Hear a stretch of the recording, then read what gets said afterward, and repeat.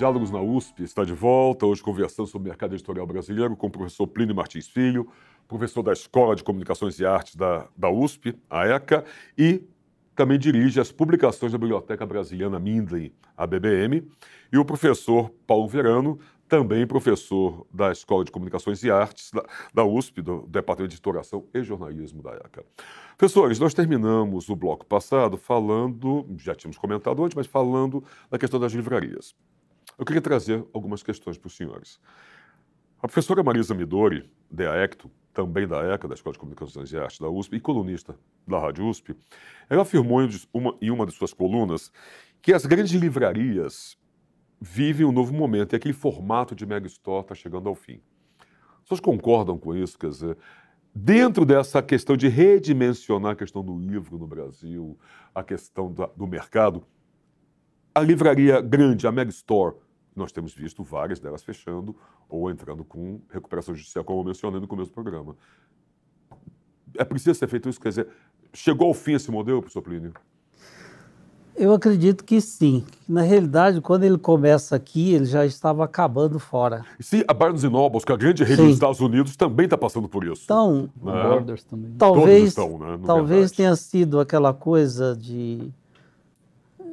talvez até uma inexperiência do empresário brasileiro, quer dizer, que talvez, não sei como é que essas mega histórias foram construídas, de onde veio o recurso para tudo isso, porque de repente elas ocupam os lugares mais caros nos espaços que elas ocupam, que são shop centers. Sim. E que é sabido que o livro nunca foi um produto de grande retorno financeiro. Isso, na França, existem estudos, por exemplo, inicialmente os lucros do livro eram 3%, 2% se tinha de lucro. Quando veio os corporativismos, vão comprando as pequenas editoras e vão encaixando nas grandes, criando a marca e não mais a preocupação com o livro, esse lucro passa a ser exigido 15%, coisa que o livro nunca dá. Não vai dar, isso aí é utópico. O livro, ele vai existir, o grande retorno do livro é a quantidade que ele vende, quer dizer, e isso vai ocorrer se tiver o canal correto e o público correto para fazer. Então, acredito que esse modelo ele já chegou com uma mania de grandeza que chegou errado, né? Chegou errado, porque você pensa, o que acontece? De repente, as livrarias já não são mais livrarias, elas vendem mais objetos. Eletrônico, papelaria. Nem papelaria, porque, engraçado, vende outras coisas que não tem a ver, brinquedo, tudo. Só que isso, o mercado está preparado. Tem lojas melhores para vender eletrônico do que a própria livraria. Então, também é uma falta de visão, quer dizer. Então, eu admiro muito, quer dizer, uma única livraria que sobrevive no Brasil só de livro, que é a Martins Fontes, que é um fenômeno. E se você perguntar para ele vai dizer, olha, não estou em crise. Porque ele trabalha, o livro tem a dimensão do livro. É monocultural, mas é importante. Mas é importante você está colocando. Então, eu acredito que esse modelo, de fato, isso a gente aprende, quer dizer, com as pessoas mais estranhas. Quer dizer, no Siciliano, quando foi presidente da CBL, que eu fiz parte, participei, inclusive, da administração uns meses, depois eu vi que não era possível. A explicação dele era o seguinte, quer dizer, a minha briga era o livro universitário deveria entrar nas grandes livrarias, que havia, inclusive, preconceito. E ele disse, Plínio, eu vou te explicar uma coisa que você vai entender por que a gente tem. Não é preconceito. Nós temos os pontos mais caros, a mão de obra é cara, e nós precisamos de livros de alta rotatividade para poder ter retorno para pagar o aluguel e os funcionários.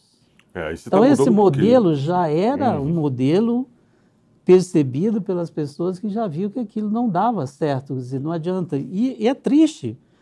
Às vezes eu entro em redes de livraria, eu fico impressionado, eu não acho um livro que tenha meu interesse, eu digo, será que eu estou tão errado? Quer dizer, por que esse mercado, essa coisa muito supérflua e não criar? Então, eu acho que o modelo que está vindo é um modelo pequeno, porque ele, inclusive, é benéfico para nós. O modelo grande, quando quebra, quebra todo mundo. O modelo pequeno, se quebra uma pequena livraria, eu não vou à falência como editor, ele não vai levar à falência.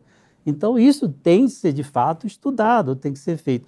Uma outra coisa que eu gostaria muito de acrescentar é o seguinte, quer dizer, para tudo isso, falta formação de pessoas especializadas em todos os setores do livro. Nós somos do curso de editoração, nós formamos editores, mas nós precisamos formar o pós-livro, quer dizer, as pessoas que cuidam do livro direito, o livreiro, o próprio dono da livraria, o próprio vendedor, ali, o livreiro que vai fazer a interface com o comprador, com o leitor. Isso faz uma diferença enorme quando você tem uma pessoa que conhece os livros e conversa com você.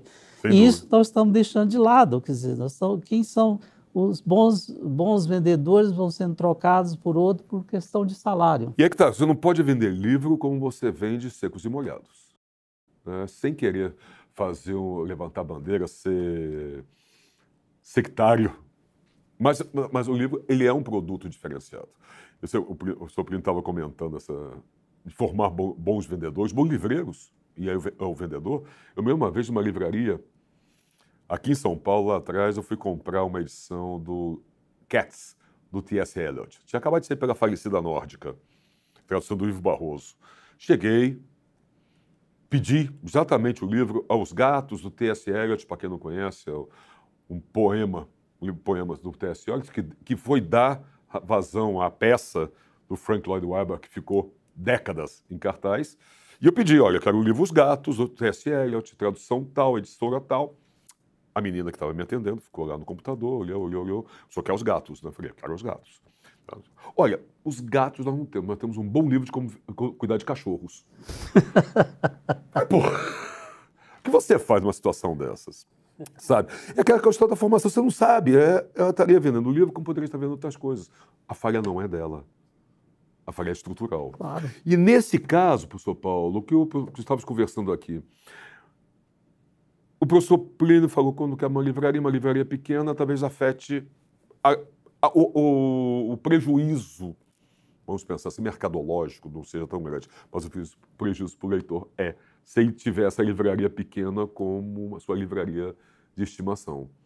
Nós estávamos conversando sobre, aqui antes, no intervalo, a questão do Leonardo da Vinci, no Rio de Janeiro, uma livraria tradicionalíssima no Rio, quebrou, ia fechar as portas, e um movimento de leitores a manteve. Você poderia comentar um pouco isso e também em cima do que nós estamos falando com o professor Plínio, que é a questão a falência do modelo de megastores. Sim.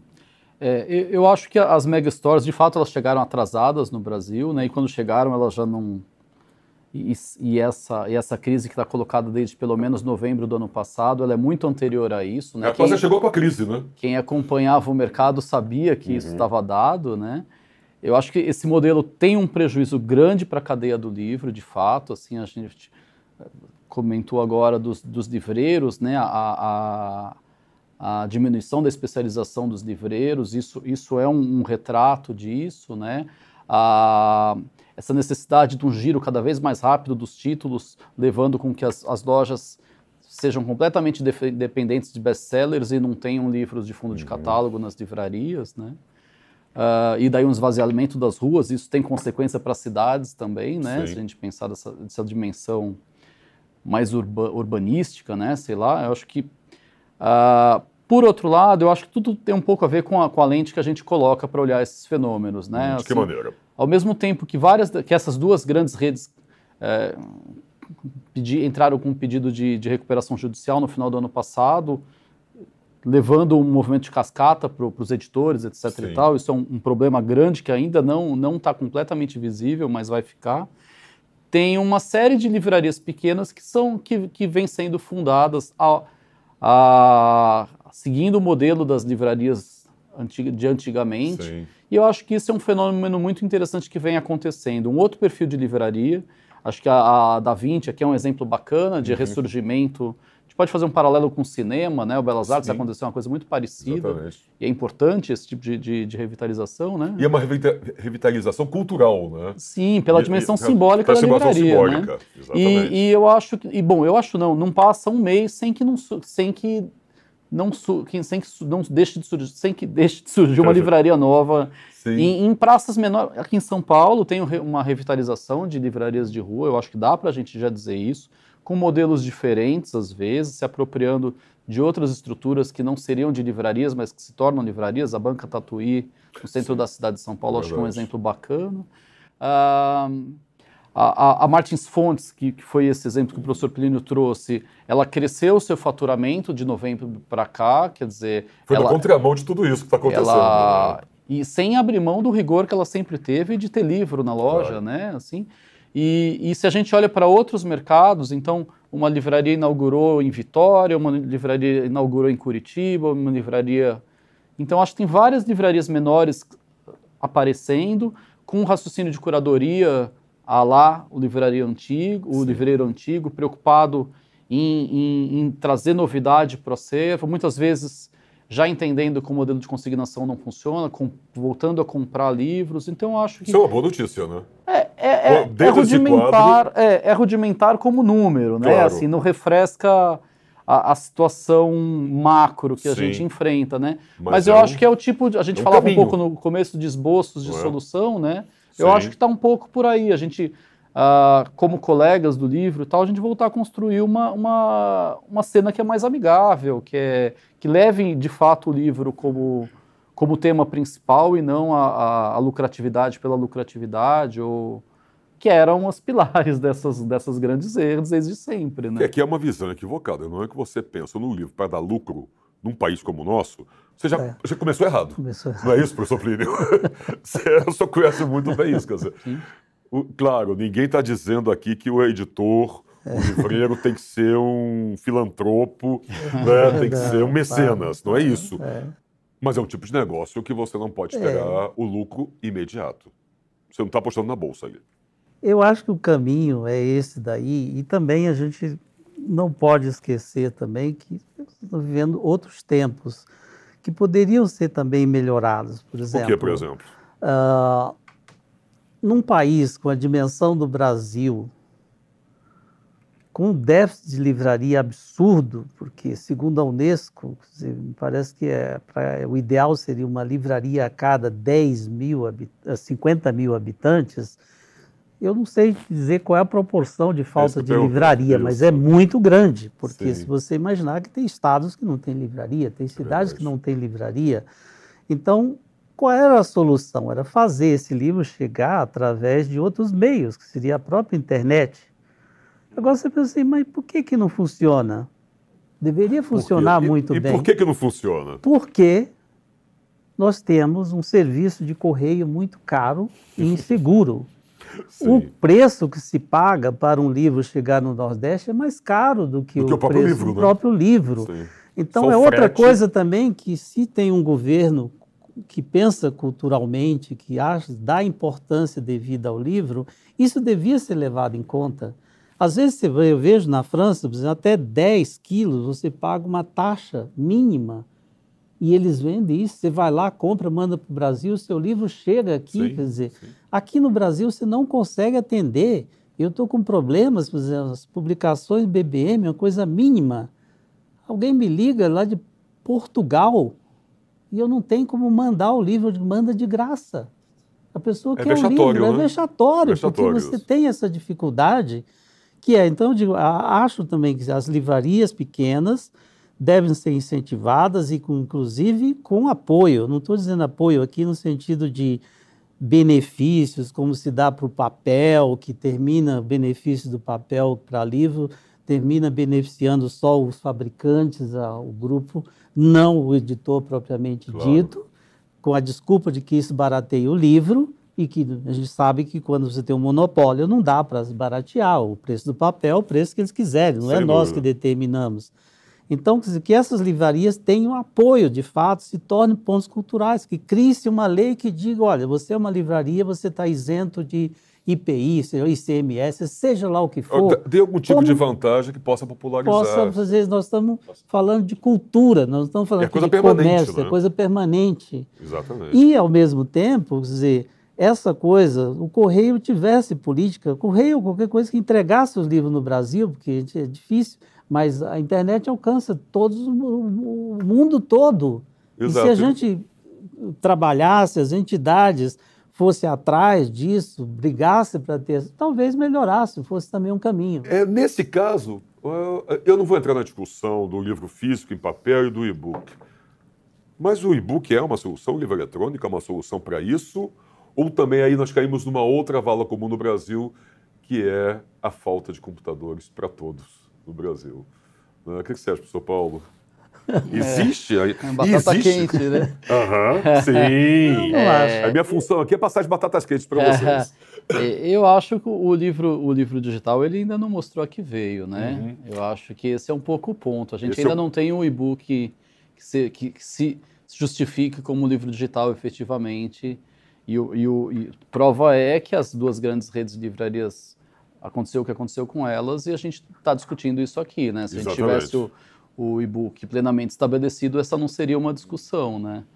E, enfim, eu acho que falta, no caso do e-book especificamente, eu acho que é pensar o que é o e-book efetivamente e daí, ok, pode ser que ele tenha essa importância efetivamente pelo fato dele ser facilmente distribuível e não tem essa questão toda, né? Mas eu acho que ainda não é uma questão de solução para mercado, para mercado brasileiro e nem para outros mercados, porque a gente também assiste a mesma coisa fora do Brasil, mesmo em países que são muito leitores, né? Exatamente. E também acho que um pouco sobre o tema anterior, né, que eu gostaria de comentar. Claro, por favor. É que não necessariamente é preciso inventar, tirar da cartola coisas novas, né? Tem muitas experiências que são compartilhadas, que estão em livros, né? Por exemplo, você pode alugar a preço de custo. A gente falou de livreiro, mas a gente poderia pensar em editoras também, né? Isso movimenta a economia do livro também, né? Então pensar em mecanismos de movimentação de economia do livro que desenvolva, por exemplo, se uma editora tem um aluguel menor, ela vai ter condição vai ter um custo fixo menor, ela vai conseguir produzir mais. Claro, o preço final do livro vai ser menor também, pode ser menor, não que vá ser. Né? Sim, ou no mínimo uma variedade, há uma possibilidade de que haja uma variedade maior de títulos, né? Sim, quer dizer, de alguma forma, porque a gente tem que pensar, claro, a importância da questão de mercado, a questão da editora, do livreiro, mas a gente não pode esquecer de maneira nenhuma a questão do leitor. Como é que a gente facilita essa vida para o leitor? Né, professor Plínio? Bom, é isso. De fato, que você estava falando de o e-book, essas coisas, eu acho que são duas coisas que andam paralelo, mas o e-book jamais se vingou como... E o problema dele é porque ele não é um negócio rentável. Tem isso, né? As pessoas não perceberam ainda. Quer dizer, por que os grandes mercados, por que não existe uma editora só de e-book? Verdade. Então, o incentivo, de fato, isso deve existir, porque tem duas coisas que eu acho que são importantes nessa coisa. Um é formação e outra é informação. O e-book é necessário principalmente para o pesquisador, para que ele, de fato, tenha acesso fácil e ele carregue uma biblioteca, se ele for um pesquisador, mas ele nunca vai ser, quer dizer, uma coisa que... Ele vai ser um apoio ao livro impresso. Por incrível que pareça, eu acho dessa forma, como ele fosse um apoio. Não faça o livro, não é o substituto, ele é um simulacro do livro, e como diz o Humberto Eco, quer dizer, enquanto ele for um simulacro, não adianta você reinventar o livro. O livro é um objeto perfeito. Os que existem são simulacros do livro que não funcionam. A gente está vendo que não funciona. Mas a próxima geração, claro, vai ter mudanças, vai ter tudo, mas também diziam que o número de papel ia diminuir, que tudo ia diminuir, tudo aumentou, o livro impresso continua dominando o mercado, continua fazendo parte do dia a dia da pessoa e continua formando as pessoas, e não só informando. Então, acho que o e-book ele tem essa função informativa, de acesso dentro do computador, dentro de seja onde for, não é preciso ele ter a coisa, ele está no computador, você não precisa ter o aparelhozinho. Então, essa ideia de que eu sempre, até uma vez escrevi um tipo que era uma coisa que era essa polêmica, que na realidade se falava do e-book, mas não era para vender o livro, era para vender o aparelho. Então nós, que nem macaquinhos, ficávamos falando do e-book para vender, e era uma propaganda de graça para o aparelho. Que a gente vê hoje que a gente via nos Estados Unidos, os caras madrugavam para ter o aparelhinho. Comprar hoje isso. em dia... Se perdeu, né? A gente já está chegando ao final e essa conversa poderia durar mais um bom tempo, pelo menos o dobro do tempo que nós passamos aqui. Mas eu queria finalizar com os senhores refletindo em cima de uma expressão que Luiz Schwartz, editor da Companhia das Letras, usou numa carta aberta que ele publicou ano passado, final do ano passado, em cima dessa crise toda do mercado.